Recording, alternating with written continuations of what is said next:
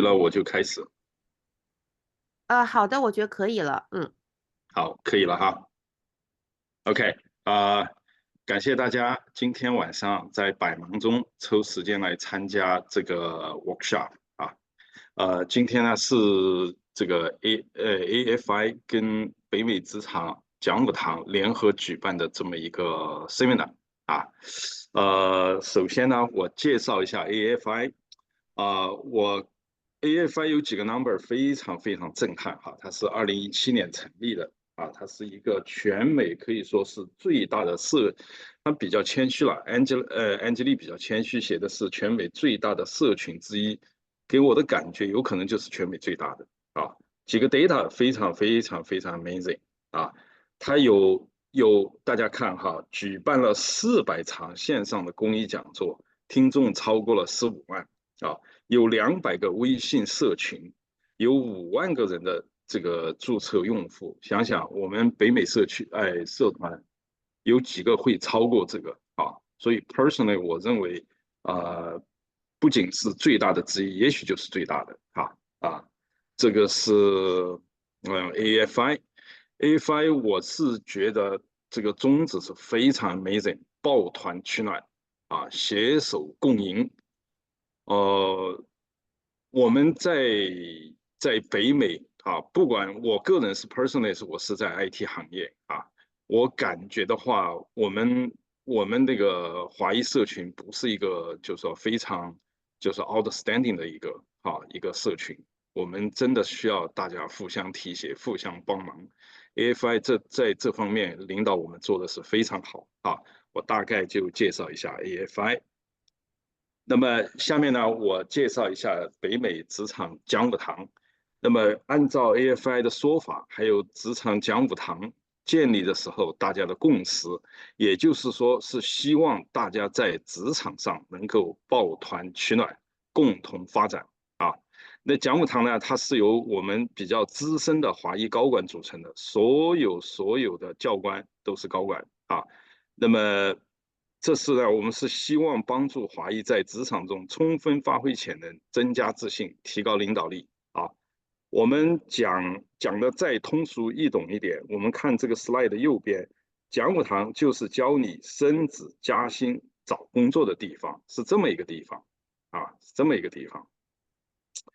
我今天呢，无意中刷短视频看到一个东西啊，对我来说，个人来说很震撼。他说，其实我们这个穷人啊，为什么穷人一直会穷下去？啊，他其实为什么穷人会穷？其实有个理由是什么？他说，并不是说你的父辈没有给你积累庞大的财产，而是说什么呢？而是说你在从小没人指路啊，没人指路。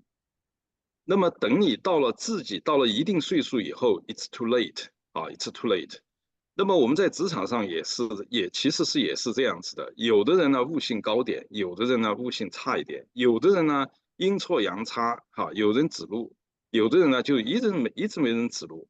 所以呢，我们整个华裔的话，我个人感觉我在美国也是20多年了我个人感觉的话，我们整个华裔呃就是在各个行业跟印度裔来比的话，我感觉是被甩出了很多条街。那么我们的讲武堂的教官至少都是 Senior VP level 那么我们有 CEO， 有 COO， 我们还有这个中国最大企业在北美的创始人赵教授都是具有丰富经验的。我们都希望把自己的经验呢，就是说传授给一些还在黑夜中自己摸索的朋友们那么讲武堂呢，我们就是以线上或者线下还有小班授课的方式来给大家介绍一些经验还举行一些私教那么这个 Elite Coach 101呢是我们的 website 大家可以看一看可以看一看。目的呢是希望大家都在职场上顺顺利利。最近呢，我听一个朋友讲，非常 frustrated， 他一 interview 对方给他 interview 人就是印度人，一 interview 就是印度人，就感觉呢没有 bias 的意思，但是华裔之间是有竞争的，说明我们整个华裔在职场上的话，我是觉得不是那么 outstanding 啊，是希望呢讲武堂呢是希望我通过我们的很多课程，我们的很多 training， 提高自己的能力啊，是希望大家呢就是说 get promotion 啊，希望加薪有自己的份 ，lay off 呢我们都可以躲掉啊，是这样子。Sharon 老师呢是非常早年的 MIT 的这个博士毕业哈，在 Ppg 担任了全球的技术主管。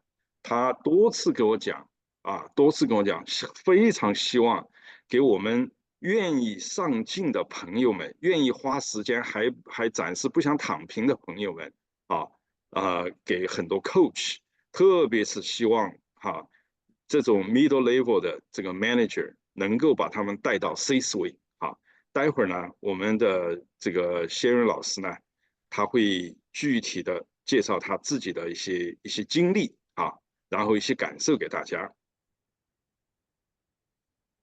这是一个群，大家如果感兴趣的话，现在我花30秒时间，大家可以扫一扫啊，扫码入群啊，以后有很多 information。关于职场培训的专业培训的 information， 我们都会 post 在那里现在还有10秒钟，大家看一看啊。好，那么就差不多了现在呢我们就有请仙人老师给大家分享一些职场上的奥妙职场奥妙谢谢大家。So I have to share again, Charlie? Sure. Yeah, I think you have to stop share first. Oh, I did. Okay, all right. I did stop. Okay. So good evening, everyone. I'm going to do today's lecture in English. There's a reason I choose to do so. If we, as Charlie says, we were inspired, or aspired at least, to reach the top level of a company, whether it's a big company, small company, multinational, startup, whatever it is in the United States, you have to use English to think, to dream, to do everything, not from Chinese translated to English. If your mode of operation is still thinking in Chinese first, translated to English, you need to work hard until you're completely thinking in English. That is a must. We'll talk about that in a little bit later. Okay, so as Charlie just informed a little bit about my experience. So I'm from mainland China, I'm Shanghainese. And this next year will be my 40th year in the United States. So I came here, like many of you, to graduate school to get my degree in chemistry, as I'm a chemist. And so you can see some of my early degrees from the slides. Then I started in industry with a multinational company, Bayer. You probably heard about it. It's a German company.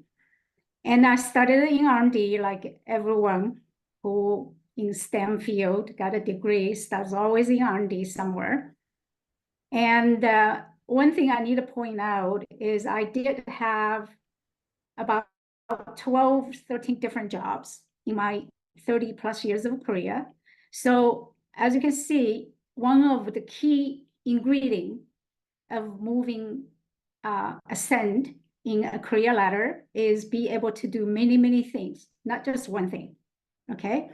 So I have done marketing, business development in some corporate functions, including facility engineering management, and then progressing from a scientist to vice president.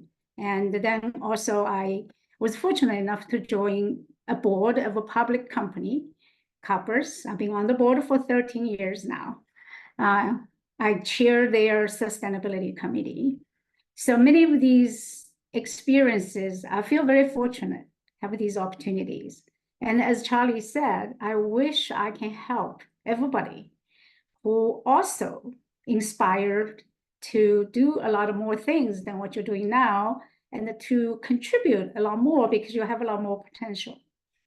So this evening's lecture is not about how to do a lot of these things, but it's more of an awareness on what is different to be a person from Chinese background and working in a Western cultural company, and what should we know, what should we aware, and how do we use our cultural heritage to our advantage to move forward in our career, okay? So that's why I thought to start. If you want to win the game, you have to learn the rules of the game. So if career development in a company is a game, you have to know what's important and how to cultivate those skills that's important in addition to your specialties, whether it's computer science or chemistry or mechanical engineering, whatever it is. So, well, I wanted to point out on this title slides, there is a term that was coined about a decade ago about bamboo ceiling. It is referred to a level at which most of Asian professionals cannot go any further. Our Asians are actually quite good reaching the middle management. Yeah, Indians, Chinese, they're equally good. I think they can get to manager, some of them get to director. It is beyond that. Somehow we seem to have some difficulties. So that's what the bamboo ceiling is. Now you may say, I don't know, there's really a bamboo ceiling. So the first thing I wanted to convince you is there is a bamboo ceiling. So here is a pretty recent 2021 survey of Fortune 500 companies. And the CEO, what kind of ethnicity they have. Well, they include a woman, which is not really ethnicity. But in any case, as you can tell, from 2000 to 2020, this is 20 years. And especially in US, there's a huge push for diversity, right? You would think we'll make a lot of progress.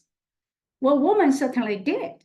You can see the woman CEO shoot up from almost below 1% to almost 8%. Well, you can say it's not really that impressive, but the progress is very, very noticeable. But look at the Asian. Asians started better than women, but it didn't really make a whole lot of progress at all, right? Well, you can say, well, Black didn't neither. Well, we're not going to look for the lowest denominators, right? Are we? So there is definitely a bamboo ceiling for Asian reaching the top of the C-suite. Now, this is about the board. This organization, I believe, is Catalyst, monitors the board membership on Fortune 500 companies. And as you can see, Asians are pretty much in par with Hispanics, not as good as African Americans in terms of representative, right? I myself sits on the board. In my boardroom, well, actually, in many of the boardrooms I've been to, I was always the only Asian. So we do need to do better in the top of the company. And yeah, so this is a really look at how they were. Well, you can say, well, we're a small population. We're not. We're 6% of total population, but if you're going to about professional, which is non-exempt, right? It's not, you're not paid by hours, I mean. That Asians represents about 15% of the professionals. So they're not small by any stretch of imagination. And if you're talking about tech, many of you probably work in tech, you know, Google's, Microsoft, whatever. It's actually more than 30%. I believe it's 34% is Asian in the workforce. So you would think the similar percentages should be reflected in the top management. But here is the picture, right? So you can see white constitutes about 70% of the workforce, but it's over almost 90% of the executives are white, right? And you can see Asian has, this is about professional, I would say 15%, that's what my number is. But in the executives, the percentage is much, much lower. So we certainly tend to fall off after middle management. So the question is why? What makes that the case? Here's just some more details. I think we can share these slides with you so you don't have to write down feverishly trying to get all the numbers. It just illustrates, doesn't matter what professional you're in. You can in tech, you can in government, you can be in law, you can be in banking, whatever it is, the situation is the same. We represent much larger percentage of workforce at the lower level, but much fewer reach the top. So we talked about, then let's talk about how is the game of career development plays out in Western cultural companies, at least with Western culture. So corporate Americans really have these rules, whether they tell you or not. I don't think this has been in your training courses or whatever. Well, you have to act like a leader. You're expected to act like a leader. We often act like expert, okay? And you have to talk like a leader. Now that's where a lot of Chinese are really having challenges. We know a lot of stuff, but we can't really articulate it very well. So we will definitely be disadvantaged in this point. We have to think like a leader in Western culture. And our Chinese upbringing, our heritage, there are positive things that make us actually add value, but there are also other things prevent us from fully thinking like a leader. So I'll go through some of the details later. And you have to look like a leader. Today is much better than 40 years ago when I first joined a German company. So they're much more acceptable for people like us who look different than them.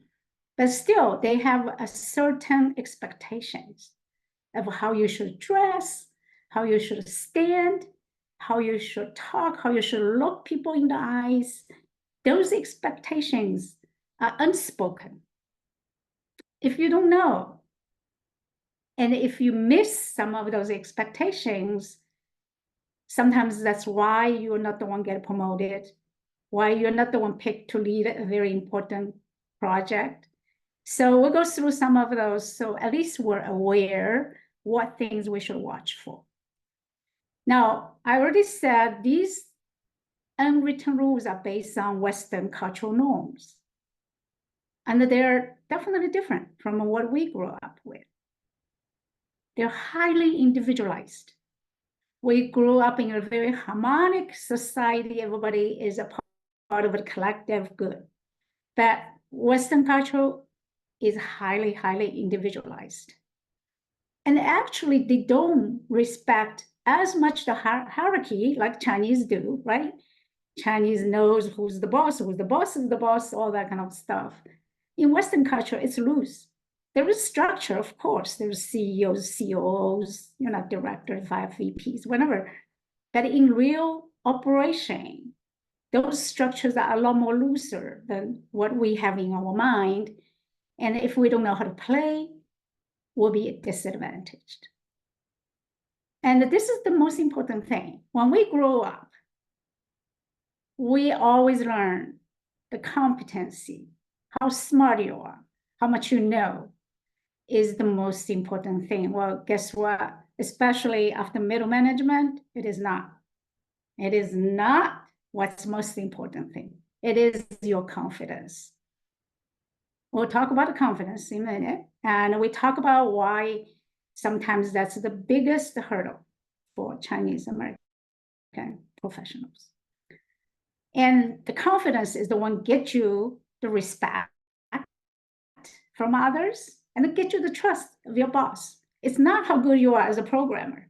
It's not how much you deliver. You think I deliver a lot of things. My performance is stellar, Those things only matter until middle management. That's it. Above that, it's the confidence to command the room. When you're walking, everybody will look at you, will listen to you. Those are things really is very hard to define. And this is also one of our struggles. Western culture focus on clear, concise, direct communication, not a lot of looping going around, a lot of context. So Western culture is favor low context communication. They always say, what's your point? Get to the point. But we like to go through whys, because, all these things, and then after 15 sentences says, finally. That's not how they communicate. So we needed to learn some of these rules to make us more effective, at least. So I wanted to start by talking about leadership first, because everybody here is probably thinking about, I can do a lot more. I want a bigger role. I want a leadership role, right? And then the leadership in Western culture is also very different from what we grew up thinking leadership is, or watching Chinese leaders. Is a very different thing. So from John Quincy Adams, early president, United States, he said very succinctly, if your actions inspire others to dream more, to do more, to become more, you are a leader. That is the most important thing. You have to inspire others. And for more contemporary quote from the COO of Facebook, I believe, Sheryl Sandberg, who since left Facebook, of course, she said the same thing. Leadership is about making others better. Making others better, not making yourself better. Making others better as a result of your presence. And make sure that those impact last, even you're not there anymore. And this is the Western culture's picture of a leader. So what usually we know about leader is, well, so here, that's why I wanted to land it on this quote, says leadership is actually not a position. There were several people I heard is like, I'm not a manager. I don't lead anybody. How can I show leadership? No, leadership, you can show leadership anywhere. It's not a position. It's an action you take. It's a mindset. So we often equate a boss with a leader, right? So that's what do we know? We mostly know what the boss looks like in Chinese. Yeah, so this is the difference between a leader and a boss. And it's very fundamentally different. So I have seen really number of colleagues stumble. When they have the leadership role, they behave exactly like a boss, not a leader. And that limits their further advancement, because that's not what today's world companies are looking for. So the bosses are the ones who has this authoritarian take, right? I'm the boss. You do what I say. Don't ask why. And my idea is the only idea that's good. Okay, I don't want to hear your idea because I'm the boss. And very often, worst is they will take the credit of their people if things going well, and then they will blame their people when things are not going well. Do we know some bosses like that? I had one, my first one's like that. So, I mean, that's what the typical boss is, but the leader is actually almost the opposite in a lot of aspects, right? The leader inspires, empowers their people. So their people is so motivated to work with them. And they will give credit to their people and they take the blame themselves if anything goes wrong. That's the true leadership, right? Just think about it. So, and that's the first thing. So bosses rely on authority to get things done. The leaders actually rely on goodwill. They don't have to be the boss of other people. They somehow can get other people working for them. That's real leadership. So bosses are operated on power and control, and the leaders operated on inspiration and influence. So everybody can start honing those skills. How do you inspire people? How do you influence people without authority? We have a course like that in our 讲武堂course category. Now, maybe boss is kind of extreme. Maybe we say, okay, well, we know it's not old style boss that in fashion anymore, but we know what a manager do, right? We first assignment, myself included, is always go from individual contributor become a manager. Now, managing and leading still has some differences. Managing is really executing a strategy most of the time. And yeah, it does have certain elements of inspiration, empowerment that leaders do, but they're more tactic. I would say managers are more tactic, not as strategic. You can be more strategic. I'm not saying you can be strategic at all, but there will be certain straight of boss that's in the manager role. And the leading is really on the green cycle. I wanted to point out some of the key differences. The leaders are the one with vision. What is the ultimate future look like? It's not just this thing I'm working on.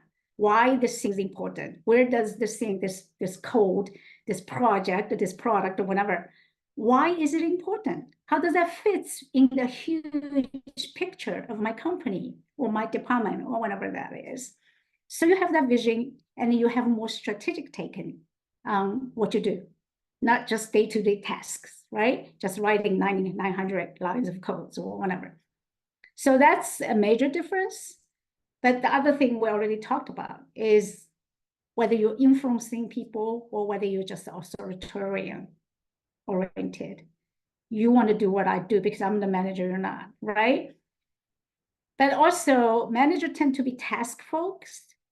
Leaders, one of the huge job of leader is to develop people who in their influence, not only develop themselves, of course, there's nothing wrong to develop yourself, but you have to think about develop other people.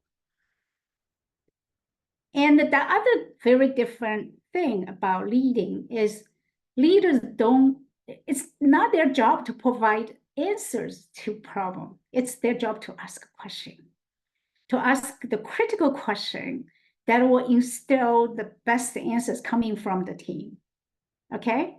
So if the ones we are always, when we are especially STEM educated, myself included, we're problem solvers.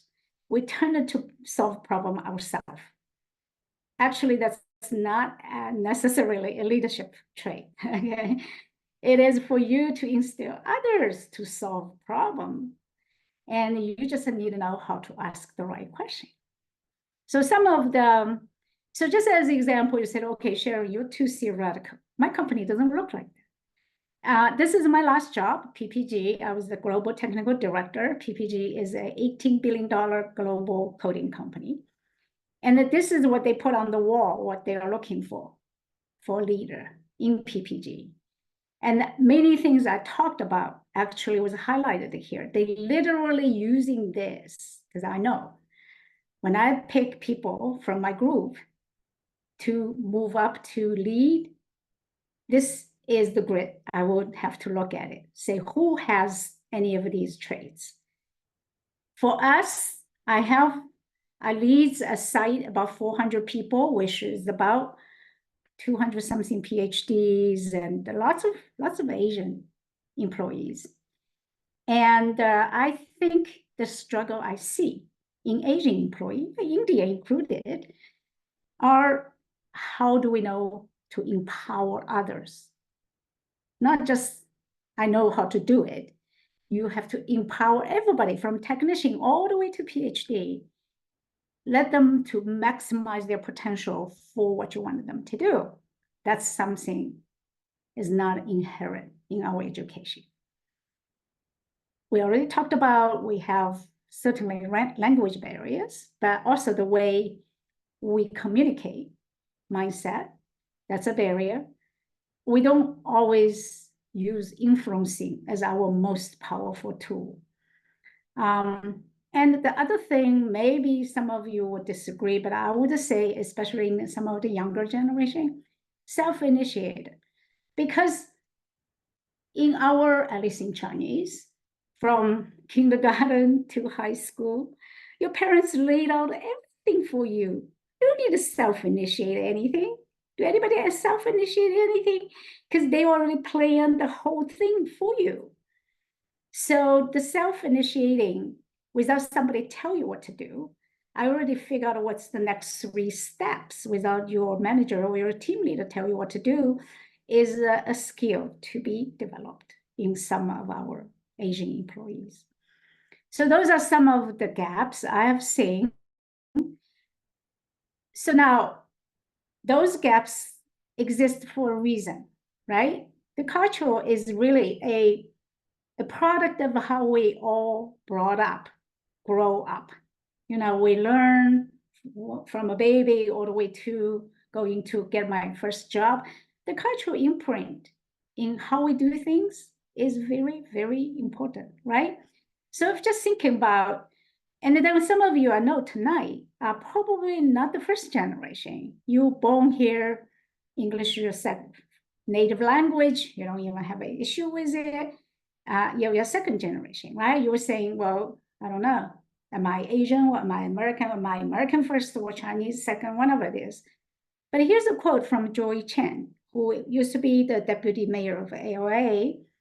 And I think she's right. She said, among all the ethnic groups, Asians are the only group, even their second generation, are very Asian, because Asians tended to raise their children to be very Asian. And some other ethnic groups, you talk about Eastern Europeans, South Americans, they're very different.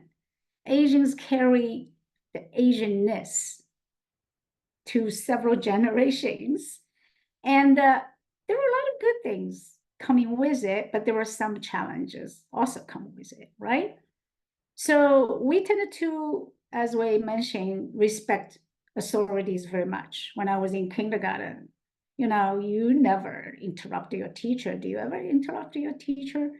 You don't question whether they say it is correct or not. Of course, they are teachers, right? I mean, just think about that.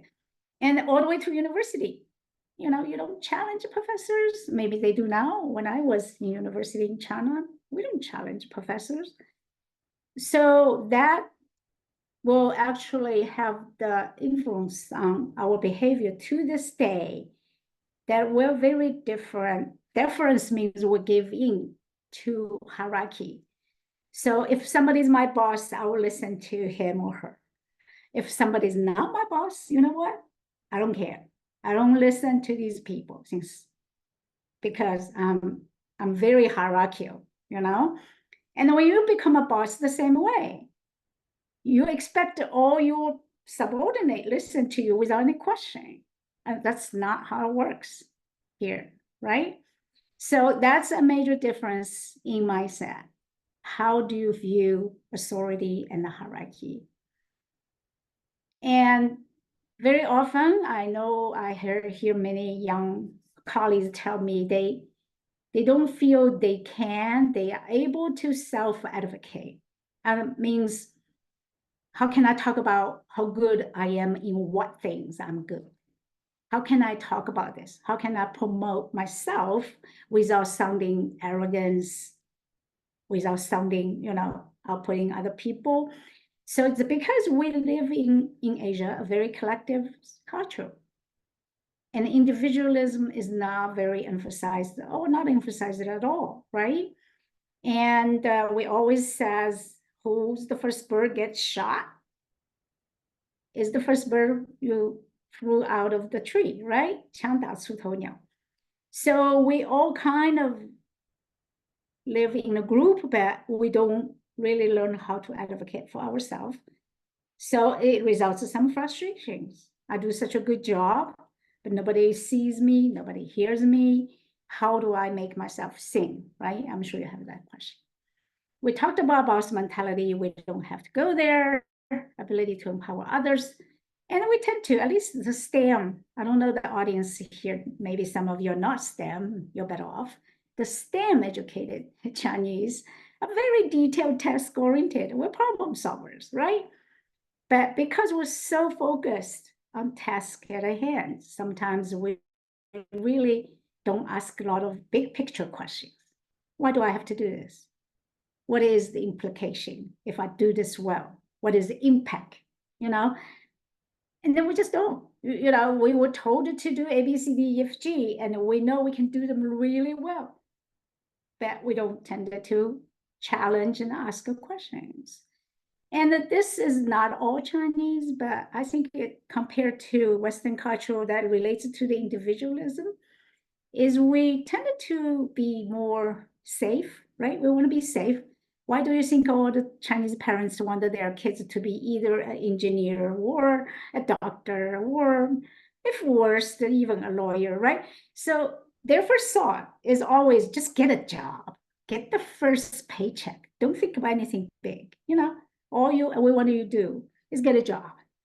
If your life goal is just getting a job, you know? And this is where all the risk awareness comes in, right? When there's, even if you get your first job, if opportunity comes up, it looks risky because you haven't done it. I had 12, 13 different jobs, almost majority of them, I don't know how to do when I took.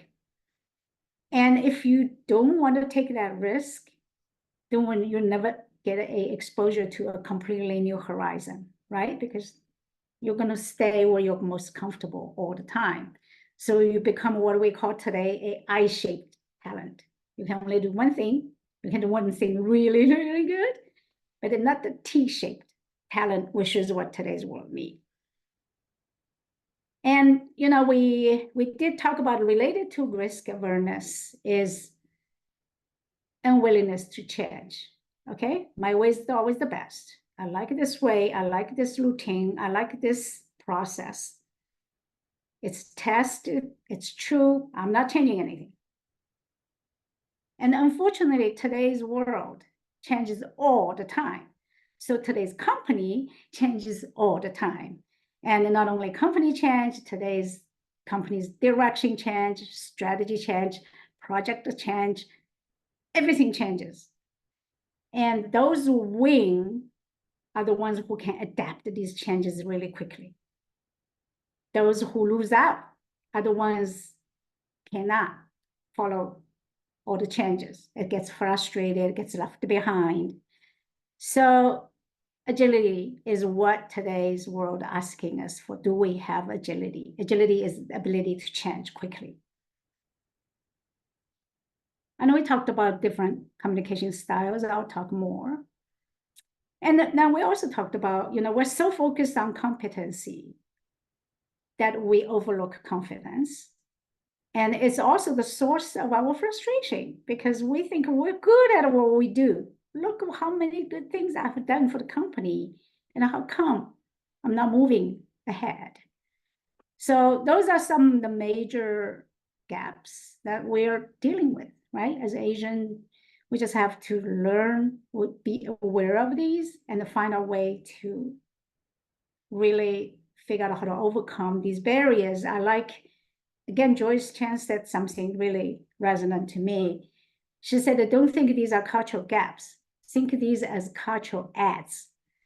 Because some of these differences, how do you turn disadvantage into advantage?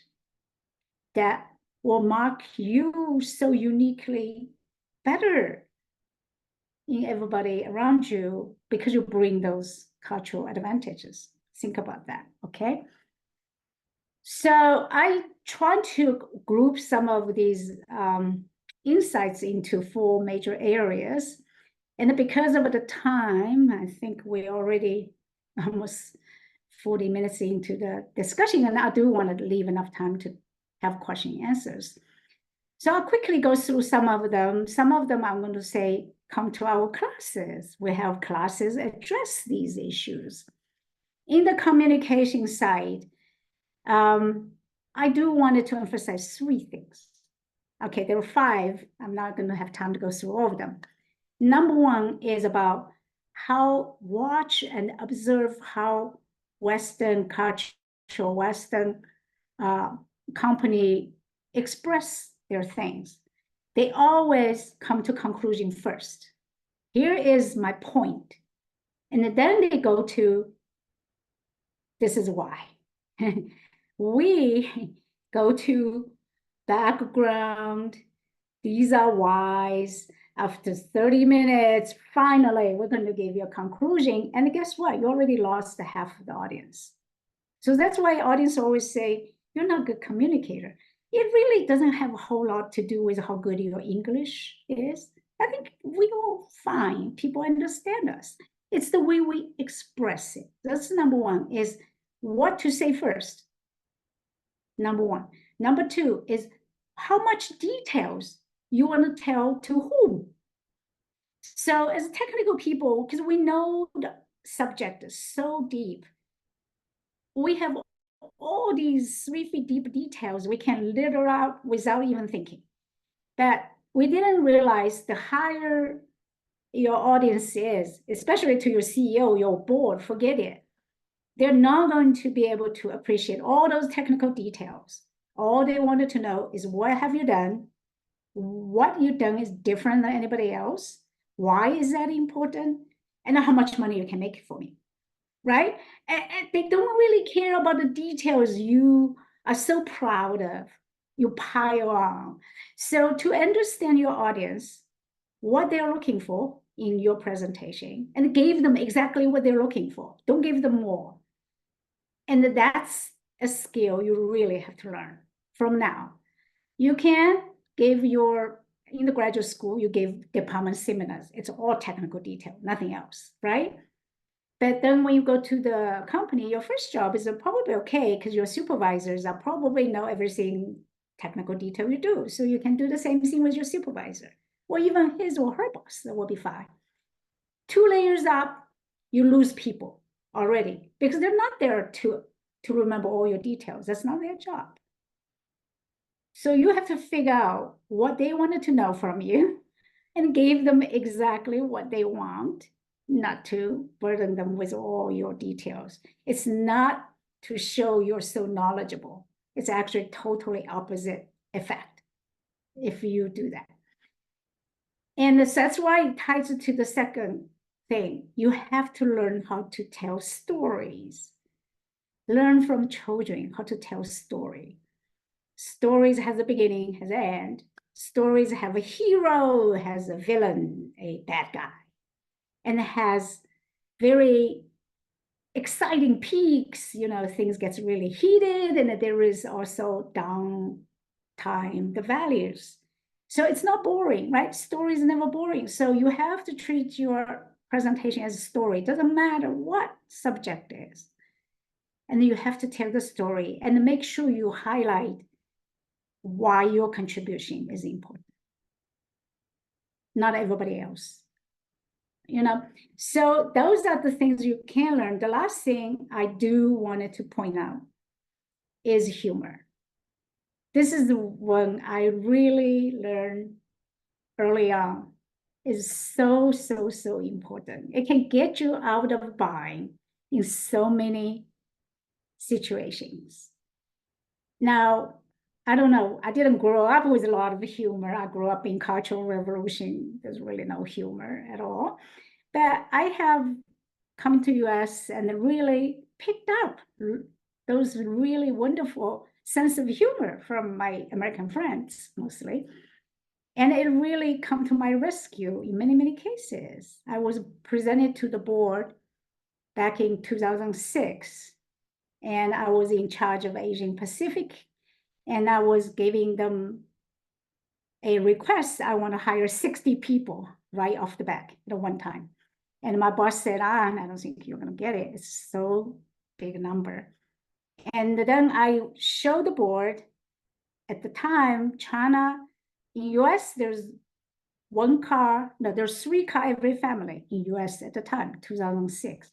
But in China at the time, right now it's different, is 1 car every 50 Chinese. Very few cars, 2006 back. And I remember I was going through the slides, all the data, whenever the board member just says, hey, Sharon, how can you put 50 Chinese in a car? I said, well, because they're Chinese. They really fell out laughing. I mean, they laughed so hard. And the whole thing, it just go, and then the board just said, okay. Just tell us what you want. It's just, because I can't answer that question logically, right? All I can do is make a joke. And sometimes that's what works, right? So anyhow, so trying to learn humor, watch comedy, use more practice in the daily life. And I think even your kids probably will really enjoy if you have some humor. So those are the only three things I'm going to touch on communication. I have a course, executive presence, that if you're interested, welcome to. We'll have a lot more to talk about, which is how do you really present yourself like a leader, right? How you stand, your tones, your pitch, speed of speaking, everything matters. So without further ado, let's talk about culture. We talked about how it's necessary you step out of the comfort zone. And this comfort zone can be a cultural comfort zone, which is, I know many of my Chinese friends like to watch Chinese soap operas, read Chinese social media, get on Chinese website. I mean, you're living in America sort of in a cocoon. That's everything Chinese, because that's what we're comfortable, myself included, right? I'm still Chinese native speaker. But understand if you never step out of that comfort zone, you're not going to really get all the skills you needed to be a leader in a multicultural society. Because when you become a boss, you're going to have all different background people in your team. And how are you going to carry a conversation with them if you don't know their culture, what music they like, what sports they like, what food they like? So one thing I really encourage everybody to do, trying to make as many non-Chinese friends as you can, trying to appreciate every different culture in their music, art, food, and trying to become a diverse mindset yourself, so you prepare yourself to be a diverse leader. And then the second thing I do wanted to, that linked to learn and respect other cultures, okay? But the second thing I already talked about is today, especially for people from China with science background, we like everything crystal clear, right? It's either right or wrong. We're good at take tests. Tests don't have ambiguous answers. You either have the right answer, you get the point, you get the wrong answer, you don't. Life is not like that. Life has a lot of gray areas. And how you can be comfortable with ambiguity. A lot of times I have colleagues who wants me to clearly tell them everything about this project, why, how, what. I said, no, I don't know. I don't. We'll find out. As we progress, we'll find out. How can I start if I don't know everything? Well, that's how you can start. You just need to know enough information to make a next step. And you have to be comfortable with ambiguity. Just how it is. And that relates to agility. And you find out the things are not as you originally thought. You have to pivot quickly. Say, okay, change direction. I didn't know that was the case.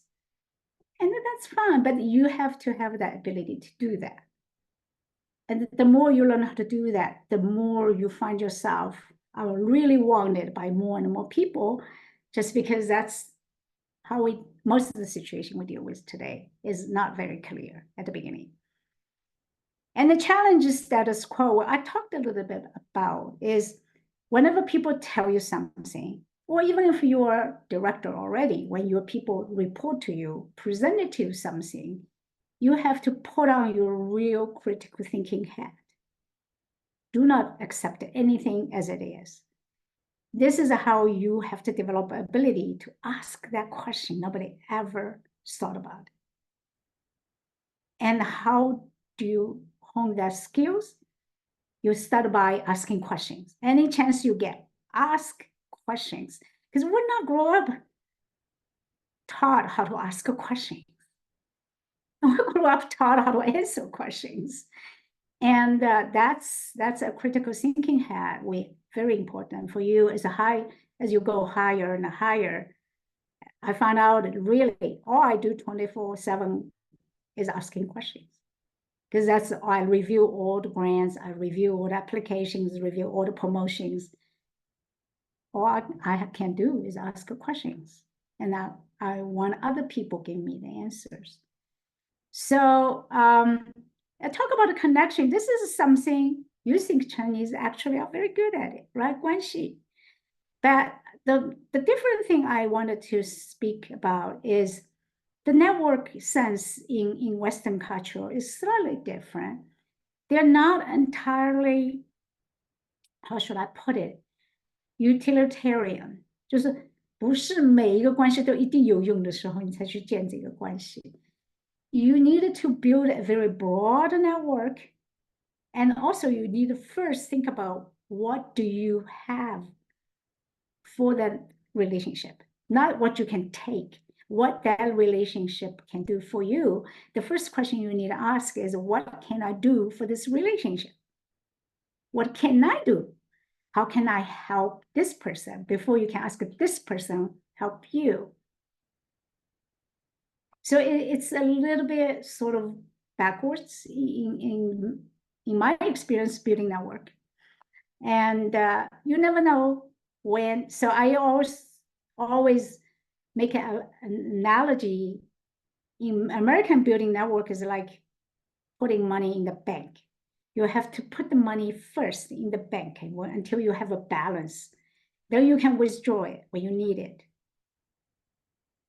Okay, so trying to think about how you can bring value to other people first when you build a network. And that will get you very, very, very far. The second thing is always find yourself a sponsor and a mentor that's not your boss. Your boss can never be your mentor or your sponsor. That's just not how it works. That needs to be somebody high enough in the organization who really think highly of you. And you need to approach, you can't wait for other people to come find you. If there are people in your organization that you admire, you really think you want to be somebody like that in the future, approach them and says, you're my role model. Is there any way you can coach me? You can mentor me? You will be surprised how many senior managers will be more than happy to do that. And most people say, oh, they're so busy. There's no way they're going to answer me. Well, don't shoot yourself before you going out of the door. Reach out, just say, I really admire these things you do. Well, even for the first time, can you just meet for a half hour? Maybe give me some tips how I can learn from you. Most of the people really are very open to it. They really are. So I think that's the only other thing I want to mention in building network, and I see very few Chinese do that, is to be volunteer in things that's not related in your job, to your job. Volunteer in United Way, volunteer in soup kitchens your company wanted to organize, because the senior executives volunteer. And if you don't have any way to meet senior executive, volunteer will get you that chance. I was literally painting reels for a veteran's house. I found my partner was executive director of Ppg Foundation, the largest philanthropic arm of my company. And that relationship has brought me so many benefits when I wanted Ppg Foundation to fund the initiative with the university, with a partner. It's all started by we painting the reels together in this volunteer activity. So yeah, volunteer. And you never know who you can run into in those situations. Step out of your routine, step out of your comfort zone. Okay, I was just going to mention the last one, the confidence. very briefly, again, it's a very long topic. Confidence is not something you can build overnight. And it takes work. It takes a lot of reflective work on yourself. I will go through some of the steps next slides. But the confidence comes from, you know who you are. You know what you're good at it. You know what you're not good at it. And you have to acknowledge, accept all that, because you are who you are, okay? Knowing that and knowing the value you can bring to this world, regardless of what position you're on, what titles you have, is the base of your confidence. And I'm sure you do, because everybody is so unique. There's not a snowflake in this world is exactly the same. And it doesn't matter where you come from, what's your background. I'm sure there's not a single person in this entire world like you.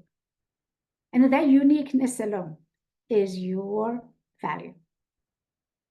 And you have to know that. And that's so important, because very, very often people ask me, well, you're the only woman in the room. You're the only Asian. Yeah, you're the only Asian woman. I remember I was the only 2 Asian women in 300 R&D leaders in Bayer. They were like, how do you feel? I'm like, I feel great, because I bring completely different perspectives. Nobody there, other than 298 of them, can think like I do. And that's why I earn my right to be there. So you have to know your value. You have to be clear on what you bring. And also, just be yourself, right? I mean, sometimes we want to admire people so much, we want to copy how they walk, how they dress. I mean, it's okay to take a role model, learn something from them, but ultimately, you have to be authentic. You have to be yourself, because you can only fake it so much. People say fake it until you make it. I don't believe it. You can fake a little bit. And it's probably not a bad idea to fake a little bit, but you have to really bring yourself. That's the best way to move forward. And then you have to continuously improve yourself. Nobody knows everything, doesn't matter how many degrees you have. And everybody, whether it's technician, whether it's working the floor, can teach me something. And you have to learn. You have this open mind to learn, always appreciate how you can learn from others and improve yourself. That combination is the foundation of confidence. So these are what we call power skills. They're not hard skills, right? They're not what gets you your PhD. But these are the power skills that are most important, especially above the middle management rank. That's how people make to the top, to the corner office, if you will. So I do want to touch upon being Asian is not easy. There are some inherent biases, right? We all run into it. We can probably have a story to share, all of us. And we are often viewed, they know we're competent, but we're often viewed we're cold. We're not very warm. We're not very outgoing. We know we're not, but it's the perception. I'm talking about perception here, guys. Perception sometimes is reality. You can disagree or you can, but if this is what other people view you, that is reality in their experience. So we need to make sure we move the needle, okay? We're viewed as docile. The term just says we're easy to lead. We don't complain. We just doers, hunk down, hardworking, but we can't think. We're followers, not leaders. Poor communication in some cases, risk avert. I talked to a lot of these. But the last one is really damaging. They call us model minority, right? They say, well, model is good, right? That means it's good minority. But the dark side of this whole perception is they think we're better off already. We don't need help. We're not disadvantaged in any way, which we already talked the whole last hour is not true, right? and we're not underrepresented. You know, you guys all heard this lawsuit by Harvard, right, against Asian applicants. So that piece is totally true against us. And I can give you plenty of examples of these unconscious bias. Actually, they can come in the form of compliment. The most often one I get is, wow, your English is so good. You must be born here. I'm like, why? Just because I was born in China doesn't mean I can speak good English, right? It is another bias. And my boss even one time said, why nobody ever comment to me? He's American. My English is good, right? So when they see an Asian face, they hear you, then immediately they'll go, oh, your English is so good. Well, just because I have an Asian face, my English is supposed to be bad? So those are some of the, or they can say, well, you must be good at math. I almost tell them, no, I'm not. I'm terrible at math. So those biases we all experience. But the question is about how do we overcome these biases, right? And one of the suggestions I really believe is by making as many friends as you can. Your friend, non-Chinese friend, will know you're not any of these, right? So if every one of us, there is 70 of us on this call, if every one of us make 5 friends, that's 350 people we can convert, right? So yeah, so this whole bias gave people a perception that we're high IQ, low EQ, and that is not helping when we are aspired to be a leader, especially a senior leader or C-suite leader. So, but the only thing we can overcome this is by ourselves. Nobody is going to do it for us. We have to change these perceptions one at a time. So with that, I want to leave you some homeworks you can do. We're good with homeworks. Chinese are super with homeworks. First of all, we talked about you have to know your strengths. Discover your strengths. This book changed my life. This book is called a Strengths Finder. You can buy them. And then when you buy the book, there is a test you can take online. And it will tell you what is your strengths. Now, many people think the strengths is what you're good at. If you're good at math, that's your strengths. If you're good at Python, that's your strengths. No, that's totally wrong. The strengths is things that you do after you've done it, you want to do more. You're so excited, I want to do more of this. I can tell you, I'm very good with spreadsheets, but I hate spreadsheets. I will never do 10 spreadsheets, and after that, I said, I want to do another 10. That's not my strengths. So you have to find out, other than your technical abilities, what is your strengths? Are you a people person? Are you a more of a what they call a people who coordinates all the activities? People come to you for advices. There are different kinds of strengths you need to find out. So find what your strengths. The one thing you need to know is people always says, know where you're not good and improve it. You will never improve your weakness, become your strengths. You need to find your strengths and do most with your strengths, not put a lot of time on your weaknesses. That's a total myth. The second thing is I want you to organize an outing. Well, doesn't matter what you do something you've never done before. I don't know if it's a wall climbing, axe throwing, ice skating, whatever it is, with friends who are not Chinese, a group of friends, okay? Trying to do that, and it doesn't matter how big the group is, trying to step out of your comfort zone.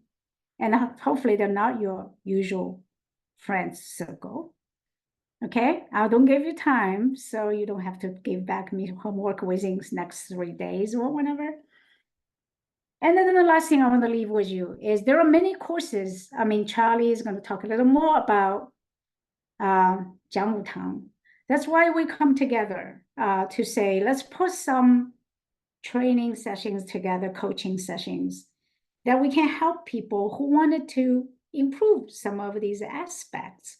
So this is just our course in June. I'm going to turn it over to Charlie to tell you a little more. We have a lot more. If you go on our website and figure out what you want to work on once you find your strengths, and then you'll hopefully see you in one of our future courses. Okay, so that's it for me. Charlie, I'm going to go turn it back to you, maybe for some question and answers. There are 24 in the chat, so I bet there are some questions there. Yeah, sure. Let me summarize something, and then we will do like the Q&A for sure. Okay. Let me share my screen. Okay.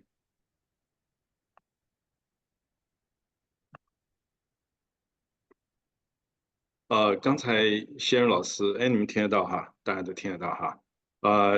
我们有不少的同学提出了一些问题啊，提出问题，待会儿Sharon老师都会回答。我想说的是什么呢？我刚才在我们这个 seminar 刚刚开始的时候，我说我看了一个视频，刚刚趁Sharon老师讲话的时候呢，我又看了一次这个视频，我真的是感受特别深，对我来说哈。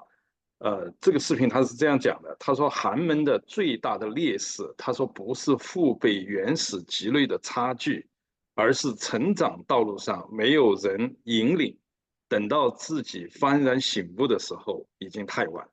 我这个是太有体会。For example， 我20多年工作，20多年前刚刚开始工作的时候，每天中午就是 leftover 一个 lunch box， 跟一堆中国人啊，一堆同事一起吃饭。现在看来是 big mistake。我相信我们今天有100多人哈，177人参加这个 seminar， 我相信我们有人还在犯这个错误。其实呢，就是这个是 absolutely 最低级的错误。每天带着一个 lunch box， 你觉得你是 save money 啊，但是你 lost 了 lot of opportunity 啊 ，lot of opportunity。在我的课里面，我会专门分析这一个啊。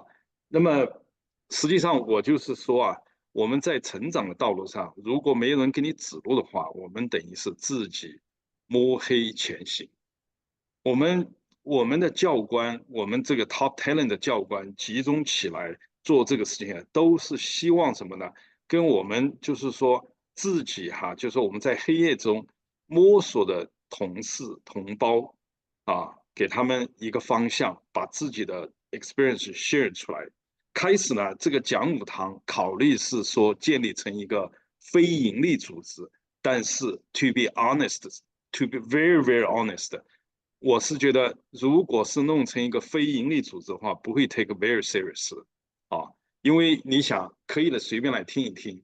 To be honest， 如果你请一个朋友来跟你们讲，那么他也就是大概想一想，就给大家分享了。你没有 complain， 因为你没有赔1分钱。那么现在呢，我们的所有的教官，我们不是都没有一个教官是靠这个过日子的，对吧？大家肯定都相信啊，我们是希望这个双方都 take serious。我们的教官备课是极其认真。你们只要有听到我就是来参加这个课的同学，一定会有这种感受，极其认真。然后每个 corner case 我们都 cover 了。然后每一次上课以后，我们所有的学员都会给教官给出 review 啊，给出 review， 都会在我们教官群里面大家互相 share。所以其实教官之间也有 competition。那么我们上完课以后，我们会组织一个 group study， 因为听课很有可能左边进去，右边就出来了；左边耳朵进去，右边耳朵就出来了。那么我们会组织这个大家继续的学习啊，这是第二个。当你听了几门课以后，我们还会把有同学哈，我们要求必须，因为不然你没有 knowledge 的，人家说什么你不懂的啊。职场上里面有很多奥秘。我们有一个群，有155人，我们每天不敢说24小时，但是我们每天大概就说至少有16小时，大家都在谈职场，只谈职场，所以大家很有兴趣加入。但这个 door 哈，我们就说只吸收非常 senior executive 的 person join， 还有我们在职场上学过的朋友啊来参加啊，是这样子。那么我们的教官我们马上看到教官这个赵毅教授是我们华为的在美国的创始人非常 senior 他就要教我们这个 executive level 是怎么弄的。他这个礼拜天就要上课，明天呢是我们的那个苏仁老师，他要讲这个 manage employee expectation， 有很多人报名如果明天上课也来得及 ，whatever 就是 up to you。那个如果要上我们那个Sharon老师的课的话，是22号我们可以报名。然后呢，这里用英文用中文我们都上面有 label 的还有那个朝阳，我不知道大家认不认识就是说 Charles 刘朝阳教官讲的是怎么 negotiate salary， 这个是我觉得是几乎所有人都会去找工作，对不对？我不太相信一个人刚刚进入职场，然后到退休就只有一份 job， 这种人是凤毛麟角。你总归要去找工作，这里面的奥妙太多这个 manage class 你怎么跟评级？我们仙人老师的课极受追捧，好多人报他的课还有我们这个我们 Sophia 老师 branding 你怎么让人自己，你一出场，人家就觉得你有这个气场，怎么 build 你那个 personal branding 这是6月份的课，然后呢7月份的课我们继续，我们大概看一看就说报课大家就说自己选然后呢这个朝阳会继续讲我们的苏仁老师，这是我讲就是说怎么让自己弄得你自己在一个 office 里面非常 popular 非常 popular， 而不要觉得到处都是敌人到处都是敌人。这个呢就是我们的Amy 老师讲，你就是说没有 authority 的时候，你怎么有 influence 怎么有 influence， 讲得非常精彩然后我说了，我们所有的教官不是靠这个过日子的，但是要 take serious， 对不对？如果只是一个公益讲座，你就是随便来听一听，我们要大家 take very serious。所以呢，就是说我们收费，以收费的方式，但是我们给了很多 discount。我们现在学院里面有一次性报名报12门课的但只要你报了3门课，就给20%的 discount。大家一定千万就是说把公司里面的 education fund 给用起来，绝大多数公司都有，但你不去要，人家不会给你的，对吧？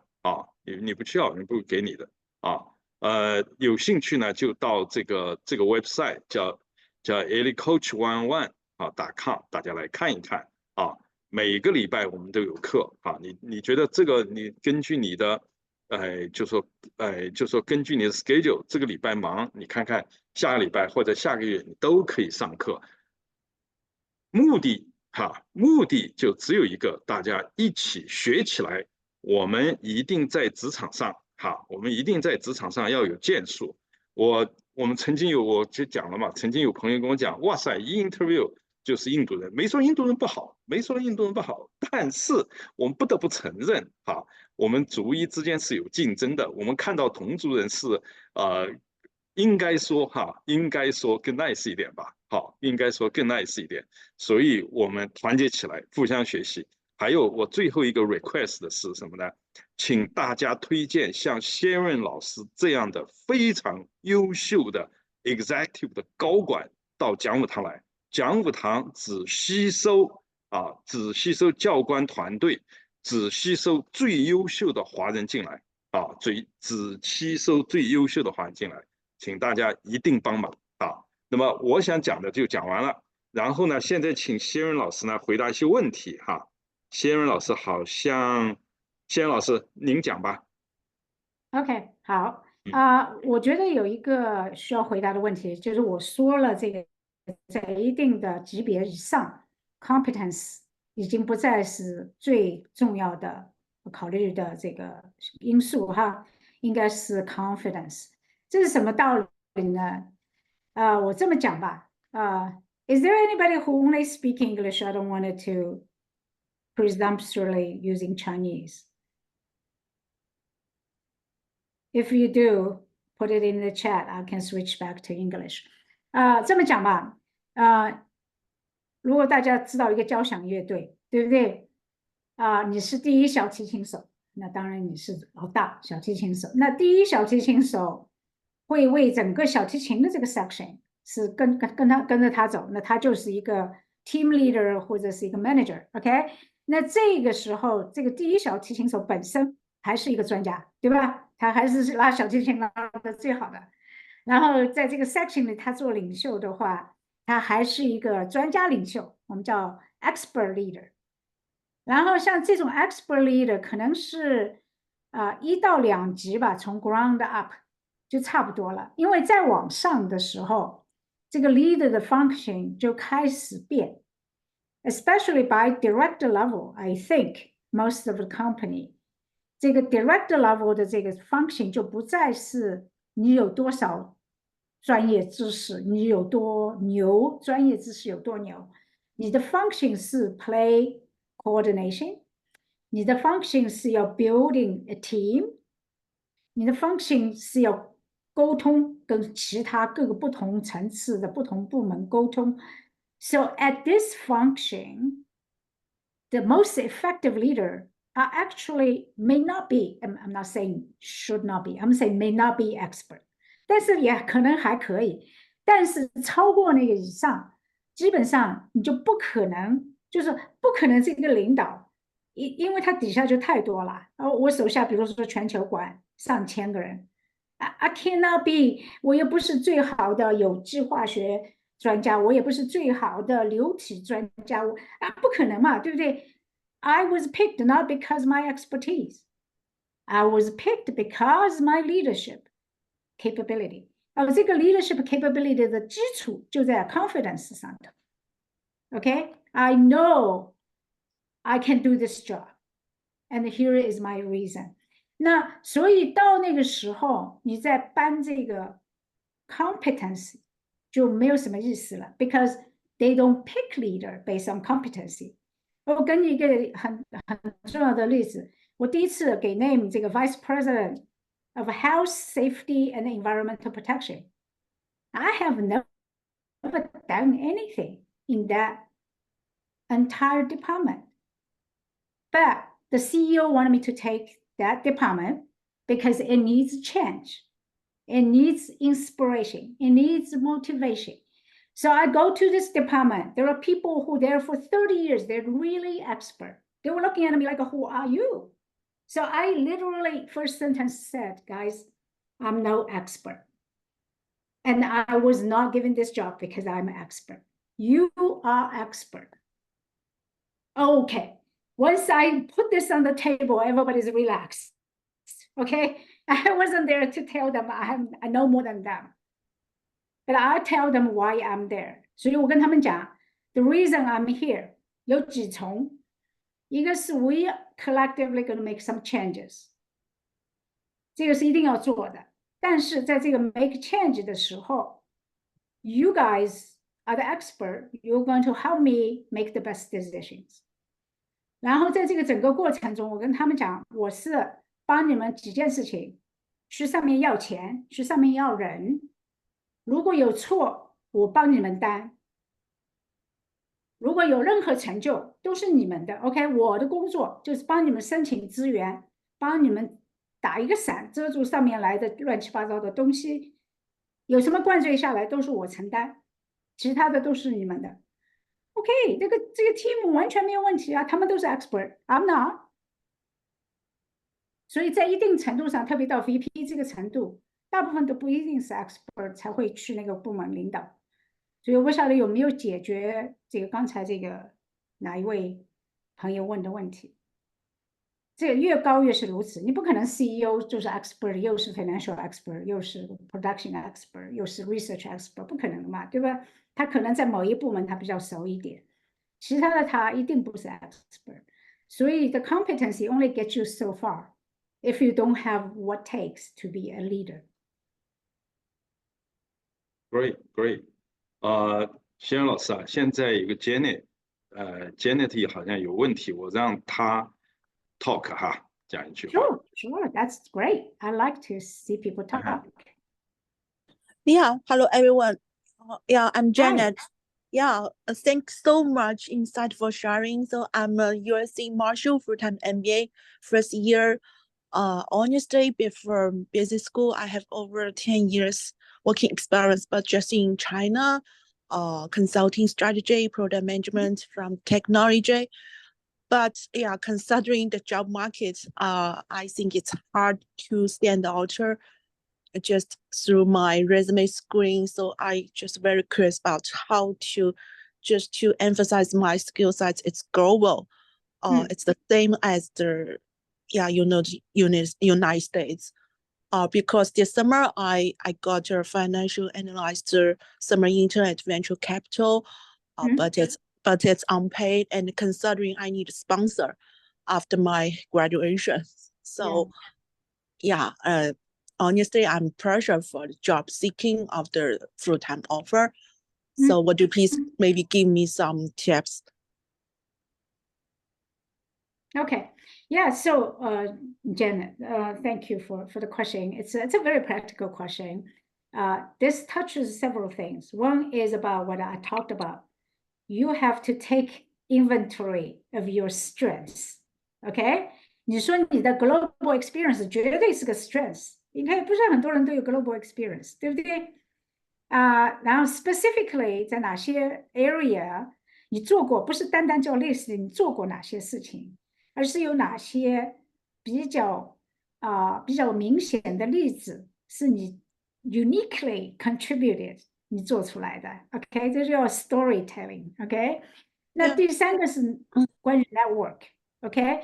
说老实话，虽然我是大概有10几个工作吧，总共，但几乎没有，我可能就只有一个工作是我自己申请的，其他工作都是通过 network 出来的。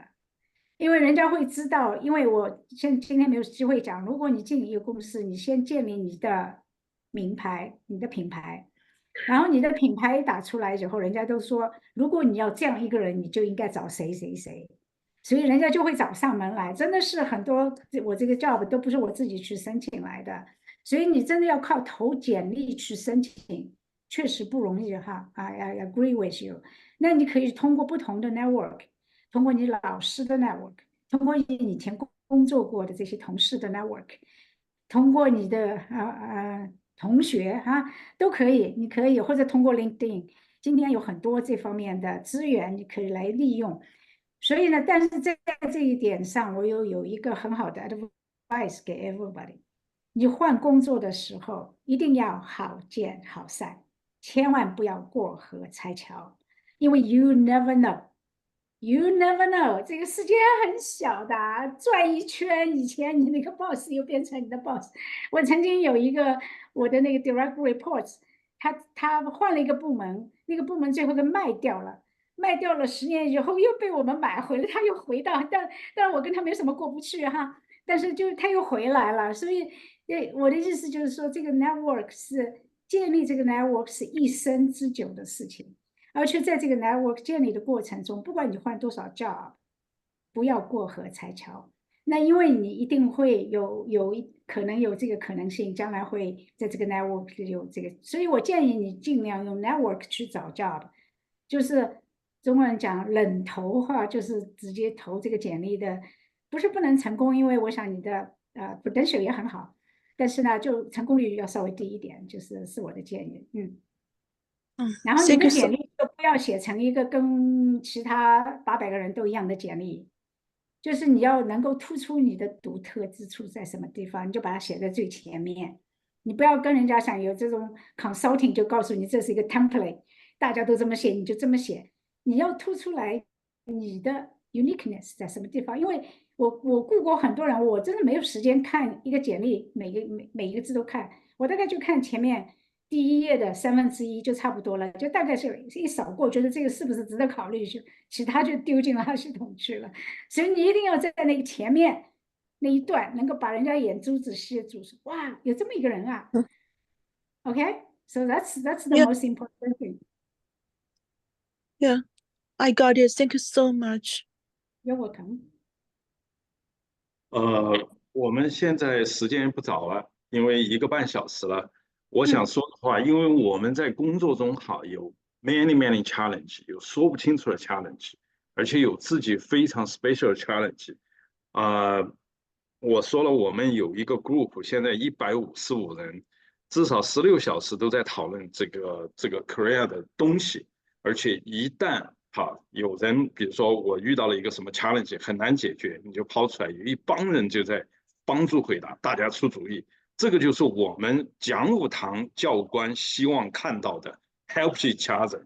我们 Chinese help each other， 这个太重要了，不要互相拆台，互相帮忙。但是呢，我说了，就是你要 get 一些就是 basic knowledge， 对不对？你这个很多 knowledge 都没有，你就问的问题就太小白了。好，那就是说，刚才呢，我在那个 chat box 里面看到大家还有各种各样比较 detail 的问题哈。我个人觉得大家思考，然后呢，通过各种 network 呢去学都可以去学，就是说 free 什么的。然后呢，如果你要 take 非常 serious， 充分利用好公司的 fund， 还有充分利用好自己的钞票，然后呢 take very serious 到讲武堂来学到讲武堂来学。刚才大家都看到了讲武堂的 website， 我说了，就是说我们是非常 dynamic 的，每个礼拜开课你有可能喜欢这门课，也喜欢另外一门课。我们还有很多教师的 review， 你都看得到所以然后呢，我的那个刚才的微信呢已经 post 给大家了，大家有任何问题随时问我只要有空我都会回答。然后呢，我们在那个刚才 build 了一个群就是这个 AFI 讲武堂群。